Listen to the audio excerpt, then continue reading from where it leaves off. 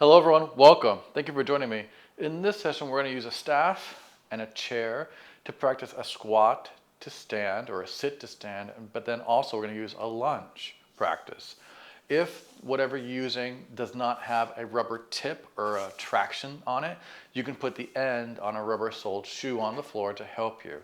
Whatever you're using should be easy to use, it shouldn't be too heavy, and it needs to be solid enough so you can put some weight on it. When you're sitting on whatever thing you're chosen to sit on with your feet flat on the floor, it's ideal if your knees are below the level of your hips, just to help give your spine support.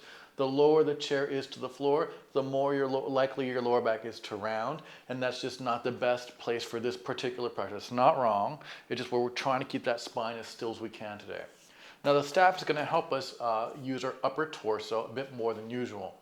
You're going to start sitting nice and tall. The first thing that you do, legs on the floor, hip distance, you're going to just lean your spine forward without rounding your lower back. And again, that's where that chair height really helps. It's helpful to tip your pelvis forward without rounding your lower back, and then return. Push on the staff, let your chest lift up as you lean forward 4, and then lean back to return. Push down on the staff. It can be as tall as it needs to be, 3. My hand's on top just because this is the height I happen to have. Again, easy, leaning forward, 2. So I'm really pushing down to help my chest lift up and lean forward, 1. Return, I'm going to switch hands here. And again, as I lean forward, my focus goes with my chest. It doesn't stay at the same level. And then return. So I'm trying to keep that neck and lower back very still. So you're going to change where you're looking for so you don't change your head and neck alignment. And then return. Again, easy. Push on that staff. Lean forward, 3. Great, everyone. And then return. Again, easy. Lean forward, 2. One more time. Again, lean forward, keeping that lower back as still as you can. Try not to round it. And return. That's where that chair height really matters. So I'm going to add on to that. Other side, you're going to lean forward. Now, you're really pushing down. You're going to push down through your legs and arms to stand tall. Same thing, you're going to sit back. Hips go back. Here's that lean again. Use the staff to help you. Tap the chair very lightly and then return to vertical. Again, first you lean. Push through your legs and arm evenly as much as you can to stand tall. 9. Really use that staff. Put weight on it. Lean forward to help control the descent. And then return. So this controlled descent can be really slow because you have something to hold on to, right? It may not be as slow with this staff here, so really take your time. Lean, lean, lean. Really reach back, and then return. Again, you lean forward, push down, push the floor down to stand nice and tall. Lean forward, knees go forward, not toward each other or apart. Really take your time, barely alight upon the chair or staff or stool, and then return. You have 5 more to go. Lean first, push down more to stand. 5. Lean, hips go back, take your focus with you, gently alight upon it, and then return. Again, lean forward, push down to stand up tall. 5. Leaning forward, sit, reach, take your time, breathe, and then return. 4. Again, leaning forward, push down with the arm, push down the legs, breathe deeply. Leaning forward, sitting back, take your time, use that staff, and then return. 3. 2 more. Lean forward, push down to drive up, you got it. Lean forward, take your time, gentle, gentle, gentle. 2, one more time. Again, lean forward, push down to stand up tall, you got it. Easy, lean forward, you got it, and then return. I'm going to face forward to do the other side. All right, so things to watch out for: the knees don't come together or go apart. Right, so you lean forward, pushing down strongly, push through your legs, push the arm to stand tall. Same thing here, the knees don't come together or apart as you sit to lean back, gently reach to the chair, and then return to vertical. Lean forward, push down on the staff, get ready with your legs, push down evenly to both legs as much as you can, nice and tall. Bend those knees, hips back, lean forward, find the chair first, then put your weight upon it. Again, lean forward, easy. Try not to lean over to the staff side either. 8, on the way up and or down, try not to shift your weight over it, even though you're using one arm only here. Breathe deeply and then return. Great job. Easy lean. Push down to drive up. 7. Very good job. Lean. Bend. Knees go forward, hips go back. Take your focus with you. You got it. Return, easy. Lean forward, breathe, push down and drive up tall. Great job here. Now control the descent. Easy, gentle, smooth, slow, only as far as your knees are comfortable here. Easy. Something you may be experiencing, and what you feel here is your knees, even though your hips are above the level of your knees, you're going to want to elevate the chair height, right? So put a pillow on top of the chair until your knees have no pain. Easy. That's the goal here. Easy, breathe, push down. Your commode, for example, may not be this high. Your knees may have pain reaching down to the commode. There's not much you can do about that, but you're not going to exercise on the commode level, right? You want to find a level that works for you without pain. So maybe eventually, if it's just a soft tissue manipulation, you can ease and get more strength in those shoulders. They can control the descent more and more over time with practice without that pain. Right? If you're always exercising in pain, it's really difficult to know what is a weakness and tight versus what is like a joint mechanic issue. Easy. Breathe. I think we have 3 more to go here. Again, lean forward. Push down and drive up. 3. Great job. Sit back. Take your face and eyes with you. Lean forward. Gently find the chair first. 2 more to go. Lean forward. Push to drive. Really great job. Knees go forward. Hips go back. You lean. Find the chair first. Then put your weight into it. 1 more time. Great job. Push down. Lean. Drive up. Nice and tall. Really good work there. Easy. Bend. Take your time. And then return. Really great job. You can always take a break. Now, something that would be more challenging would be to not use the pole for support, but to see if you can keep the pole level when you come forward to stand and sit. Right? So as I lean, I try not to shift my weight to one side or the other or to twist. I lean. If you can, push down to stand up tall. Now there's no support here. Take your time. It's just as slow on the way down. Find the chair first, then you put your weight on it. That's right. Lean forward. Whole body leans. Push to stand up tall. 9. You got it. Bend. Leaning. Easy. Return to vertical. Great. If you want to use a staff again, that's totally great on the floor. 8 for support. You can also use 2 staffs. They could be dissimilar. 7 as long as they're supportive. Breathe, you're not lifting them. Push down, breathe, you're just pushing on them. 6, take your time. Bend, sit back, find the chair first, return, keeping that pole nice and level. Easy lean, push it up tall. 5, great job. Knees bend, sit back, you got it, and then return. Beautiful work. Again, lean first, push it up nice and tall. Right, look forward, take your time, take your focus with you, find the chair first, and then return. 3 more to go. Lean forward, push nice and tall. Great job there. Lean, easy. Find the chair first, return. 2 more. Lean first, push or drop, shoulders nice and wide, you got it. Knees go forward, not together or apart, just forward. Find the chair, 1 more time. Lean forward first, push. Drive up tall, really good job. Bend, lean, easy breathe, and then return and rest. Excellent work. So you can feel how that's good work to do for all levels. Slowing the sitting part down is really healthy for you to get what's called eccentric strength to the soft tissue fibers that are controlling the descent, right? Now, we're going to use our staff in a lunge stance. I'm going to have one leg forward, other leg back. My legs are still hip distance apart, right? So they're not crossed, one in front of the other, still hip distance apart. The staff can be on either side. I'm going to choose to have the staff on the opposite side of that front leg. Now, it may take a little bit of practice to find the front to back distance that works best for you. Now, we're not going to lean here. We're going to keep our body as perpendicular as we can. So as I bend both knees, hips go forward and down. Torso stays perpendicular, easy. And then use the staff to help you to return. So my body's not leaning here. Bending both knees forward. The back heel can lift, but only because you're bending the knees, not because you're lifting your heel specifically. Take your chest over the hips and knee. 9, and then return. Keeping the front heel bone on the floor the whole time. Bend only as far as you have no joint pain or strain, body perpendicular, easy breathe.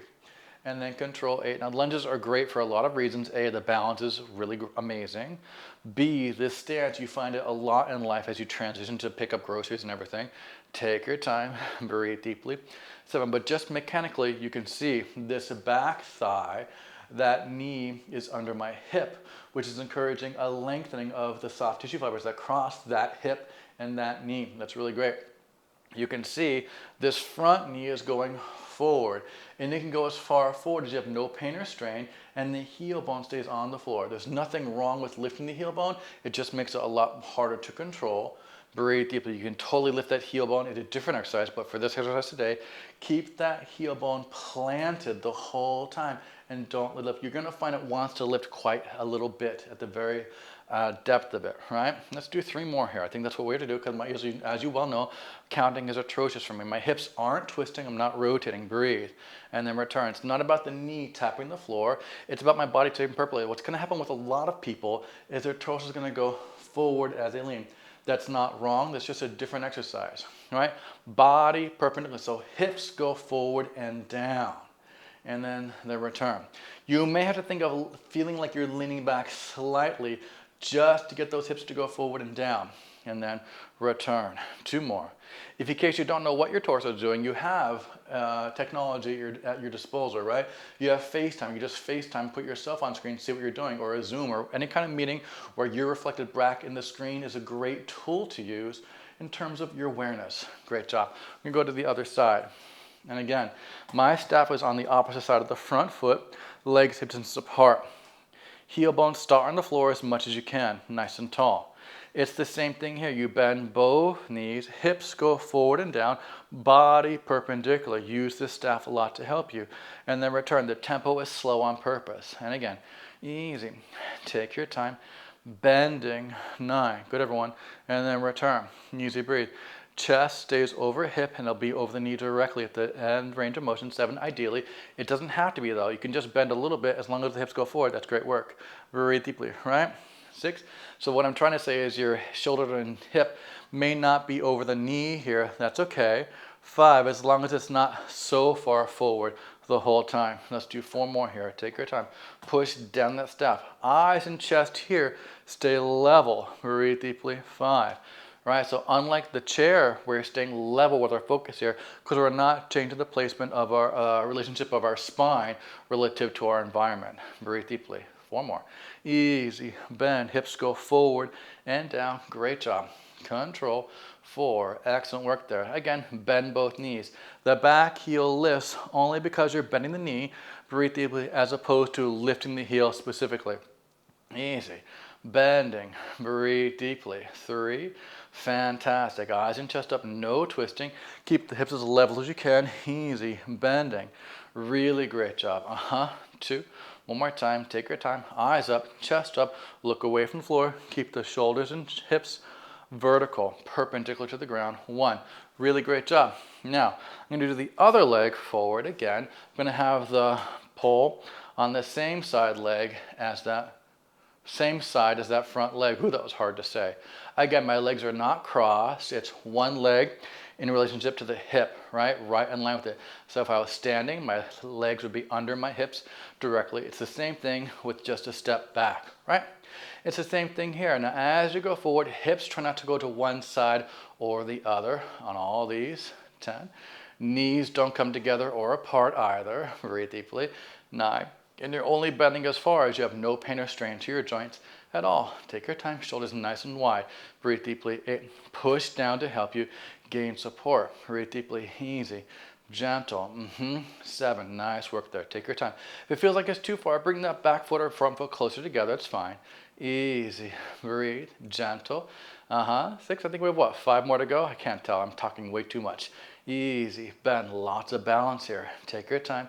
Breathe. Return. 5. Knees go forward. Hips don't twist. Body perpendicular. Eyes project outward. Breathe deeply. 5. Take your time. Knees bend. Hips go forward and down. Take your time. And then return. 4. Breathing. Bend both knees. Body perpendicular. Shoulders wide. Eyes up. Breathing. 3. Keep that breath going. Many people want to hold their breath naturally when things get to be a little bit intense or challenging. Try to make the breathing in and out a real essence of your practice as much as you can. There's nothing wrong with it holding your breath. I'm just trying to get you to breathe more, because studies have shown that the in and out breath is really foundational to your deep support system. So our body tends to work more efficiently when we breathe in and out versus holding on to our breath. That could be a little bit too taxing on certain parts of your anatomy. Breathe deeply. Let's do one more here, because again, apologies, I'm just talking way too much. Eyes and chest up, really good job. And then return, I'm gonna switch everything. You can feel how enlivening this practice is. It's a nice slow tempo. You can make it quicker as well, but today we're going slow because I'm assuming it's kind of new. If it's not, it's all right. It's also good to be slow to see if you can be slow. And again, one leg in front of the other one with the hips aligned. Leg and hip aligned, push down, bend, eyes and chest up, and then return. I'm pushing the staff down quite a lot. I'm really pushing against the floor here without twisting my shoulders towards it or away from it. Breathe deeply, 9. As I go down, the hips not going out to one way or the other. Breathe deeply, 8. As I bend, the knee isn't rotating out on the back side. Specifically, as you return, make sure that knee faces forward. Your toes may not face forward. They don't have to, but the knees want to face forward as much as you can comfortably. Breathe deeply, 6. Take your time. So again, on anything that you're doing standing, your toes may not face forward. If the goal is to have the rest of your body facing forward, you want your knees, hips, and shoulders to face as much forward as you can. Your toes may not follow suit. That's okay. Breathe deeply. 5. Not everyone's toes are lined up with their knee like that. Easy breathe. Take your time. Bending gently, eyes and chest, nice and tall and vertical. Breathe deeply. 4. So when you hear cues of your toes, that's someone trying generally to get your knees to face forward. Breathe deeply. 3.